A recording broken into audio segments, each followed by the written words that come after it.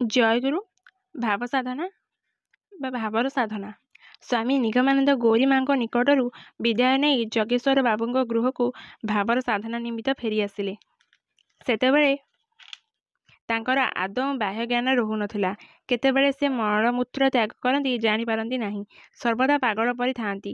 ଯେଉଁଠାରେ ଇଚ୍ଛା ସେଠାରେ ମଳମୂତ୍ର ତ୍ୟାଗ କରି ପକାନ୍ତି। ଜଗେଶ୍ୱର ବାବୁଙ୍କ ସ୍ତ୍ରୀ ନିଜ ସନ୍ତାନ ଜ୍ଞାନରେ ସେସବୁ ପରିଷ୍କାର କରନ୍ତି।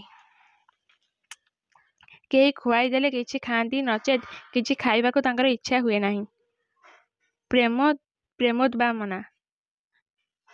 ପ୍ରେମୋଦ୍ବାଦ 3 ମାସ ପରେ ଭାବର ସାଧନା କଲାପରେ ଠାକୁରଙ୍କ ପ୍ରେମୋନ୍ମାଦ ଉପସ୍ଥିତ ହେଲା। ଏହି ସମୟରେ ସେ ସର୍ବଦା ହସି କାନ୍ଦି ନାଚି ବୁଲୁଥାନ୍ତି।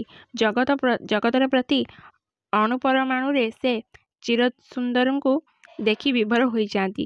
ସୁନ୍ଦର ରୂପ ଦେଖିବା ମାତ୍ରେ ସେ ସମାଧିସ୍ଥ ହୋଇ ପଡ଼ନ୍ତି। ଯେତେବେଳେ ତାଙ୍କର ଏହିପରି ପ୍ରେମୋନ୍ମାଦ ଅବସ୍ଥା ସଂଘଟିତ ହୁଏ, ତାହା ଏକ ଦିନ କ୍ରମେ 3-4 ଦିନ କାଳ ସ୍ଥାୟୀ ହୋଇ ରହେ। ସେତେବେଳେ ତାଙ୍କର କେଶ ଏବଂ ଲୋମ କଣ୍ଟା ପରି ଫୁଲି ଉଠେ। ନେତ୍ରଦ୍ୱୟ ଜବା ଫୁଲ ପରି ରଙ୍ଗ ହୋଇଯାଏ। ଦିବାନିଶି ଚକ୍ଷୁରୁ ଅବିରଳ ଧାରା ବହିର୍ଭୂତ ହୁଏ। କେବେ କେବେ ନେତ୍ରପ୍ରାନ୍ତ ଓ ଲୋମ କୂପ ଦେଇ ରକ୍ତ ମଧ୍ୟ ନିର୍ଗତ ହୁଏ। ଏହି ସମୟରେ ସେ ଲୁଗାପଟାରେ ମଳମୂତ୍ର ତ୍ୟାଗ କରି ପକାନ୍ତି। ସରୋଜ ଦେବୀ ନିଜ ହାତରେ ଏହିସବୁ ପରିଷ୍କାର କରିଦିଅନ୍ତି।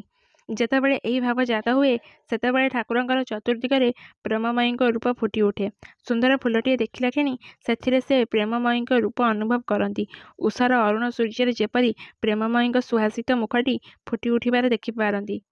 ଭାବ ସମାଧି ଭାଙ୍ଗିବା ପରେ ଜଗେଶ୍ୱର ବାବୁ ଓ ତାଙ୍କ ସ୍ତ୍ରୀ ସମାଧିକାଳୀନ ଅବସ୍ଥା ସ୍ୱାମୀଙ୍କ ଆଗରେ ବର୍ଣ୍ଣନା କରନ୍ତି। କୌଣସି ସ୍ତ୍ରୀଲୋକ ସେହି ଅବସ୍ଥାରେ ଦେଖିବାକୁ ଆସିଲେ ଠାକୁର କିପରି ତାହାର ଗଳା ଧରି କାନ୍ଦନ୍ତି, ଗୋଟିଏ ଫୁଲଗଛ ପାଇଲେ କିପରି ପୂର୍ଣ୍ଣ ଚୁମ୍ବନ କରନ୍ତି ଇତ୍ୟାଦି କଥା ଶୁଣି ଠାକୁର ବିସ୍ମିତ ହୁଅନ୍ତି। ଏକଥା ଶୁଣି ନିଗମାନନ୍ଦ ବଡ଼ ଚିନ୍ତିତ ହୋଇ ପଡ଼ିଲେ। ଏପରି ସାମାଜିକ ବ୍ୟବହାର ଯୋଗୁଁ ତାଙ୍କର କାହାରି ଗୃହରେ ରହିବା ଠିକ୍ ନୁହେଁ ବୋଲି ଶିଷ୍ୟ ଦମ୍ପତିଙ୍କୁ କହି କଲିକତା ଯିବାକୁ ଇଚ୍ଛା ପ୍ରକାଶ କଲେ। ଏହା ଶୁଣି ଜଗେଶ୍ୱର ବାବୁ କହିଲେ, ଠାକୁର ଆପଣଙ୍କ ଭାବ ସମାଧି ଅବସ୍ଥାରେ ଆଲିଙ୍ଗନ ପାଇବା ତ ଭାଗ୍ୟର କଥା। ଏହା କାହା ପକ୍ଷରେ ଭାଗ୍ୟର କଥା ହେଲେ ମଧ୍ୟ ପୁଣି କାହାଠାରୁ ଅପମାନ ମିଳିପାରେ ଭାବି ପରମହଂସ ନିଗମାନନ୍ଦ ଗୌହାଟୀ ତ୍ୟାଗ କରି କଲିକତା ଯାତ୍ରା କଲେ। ଯୋଗୀଗୁରୁ ସୁମେର ଦାସଜୀଙ୍କ ସହିତ ସାକ୍ଷାତ। କଲିକତାରେ ଠାକୁର ନିଗମାନନ୍ଦ କାହାରି ଗୃହରେ ରହିବାକୁ ଉଚିତ ମନେ ନ କରି କାলীଘାଟସ୍ଥ ଧର୍ମଶାଳାରେ ପହଞ୍ଚିଥିଲେ। ସେଠାରେ ଦେଖିଲେ ଯେ ଗୁରୁ ସୁମେର ଦାସଜୀ ନକୁଳେଶ୍ୱର ମନ୍ଦିରରେ ବସି ଗଞ୍ଜେଇ ସଜାଡ଼ୁଛନ୍ତି। ସେ ଠାକୁରଙ୍କୁ ଦେଖି ଆନନ୍ଦରେ କେଉଁଆଡ଼ୁ ଆସିଲୁ ବୋଲି ପ୍ରଶ୍ନ କଲେ। ଠାକୁର ମଧ୍ୟ ତାଙ୍କୁ ସେହିପରି ପଚାରିଲେ ଏବଂ ସୁମେର ଦାସଜୀ ପୁରୀରୁ ଆସିଥିବାର କହିଲେ। ପରେ ସ୍ୱାମୀ ନିଗମାନନ୍ଦ ଜଗେଶ୍ୱର ବାବୁଙ୍କ ଗୃହରେ ଭାବ ସମାଧିରେ ଯେପରି ଉନ୍ମାଦଗ୍ରସ୍ତ ହୋଇ ଗୌହାଟୀ ପରିତ୍ୟାଗ କରି କଲିକତା ଆସିଲେ, ତାହା ସବୁ ବର୍ଣ୍ଣନା କଲେ ଓ ସେଠାରେ ଗୁରୁ ସହିତ ରାତ୍ରିଯାପନ କଲେ। ବାଂଲାର ସାଧନାୟ ନିଗମାନନ୍ଦ ପୁସ୍ତକ ବ୍ୟତୀତ ଅନ୍ୟ ପ୍ରଚଳିତ ଜୀବନୀ ଗ୍ରନ୍ଥମାନଙ୍କରେ ଦେଖାଯାଏ, ଗାରହିଲରେ ଶ୍ରୀ ଶ୍ରୀ ଠାକୁର ତାଙ୍କ ଜ୍ଞାନୀଗୁରୁ ସଚ୍ଚିଦାନନ୍ଦଙ୍କ ସଙ୍ଗରେ ବାସ କରିଥିଲେ।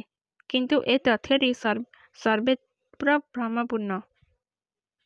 ଶ୍ରୀ ଶ୍ରୀ ଠାକୁର ନିଜେ 1323 ସାଲର ଶେଷ ଭାଗରେ ଯୋଗାନନ୍ଦଜୀଙ୍କୁ ଲେଖିଥିଲେ, କାନ୍ତି ଅପେକ୍ଷା ଗାରହିଲେ ତୁମ ସାଧନାର ସବୁ ଦିଗକୁ ସୁବିଧା।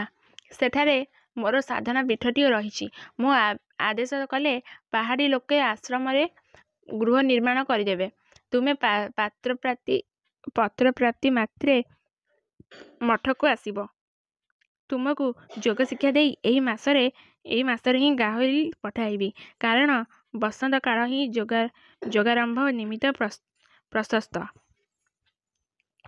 ଏହାପରେ ଶ୍ରୀ ଶ୍ରୀ ଠାକୁର ଗାରହିଲ ଯୋଗାଶ୍ରମରେ ସିଦ୍ଧପୀଠକୁ ଚିରସ୍ଥାୟୀ ଓ ସୁପ୍ରତିଷ୍ଠିତ କରିବା ଉଦ୍ଦେଶ୍ୟରେ ସ୍ୱାମୀ ଯୋଗାନନ୍ଦଙ୍କୁ ସାଧନ କୌଶଳ ପ୍ରଭୃତ ଶିକ୍ଷା ଦେଇ ଯୋଗ ସାଧନ ନିମିତ୍ତ ଗାରହିଲ ଯୋଗାଶ୍ରମକୁ ପ୍ରେରଣ କଲେ।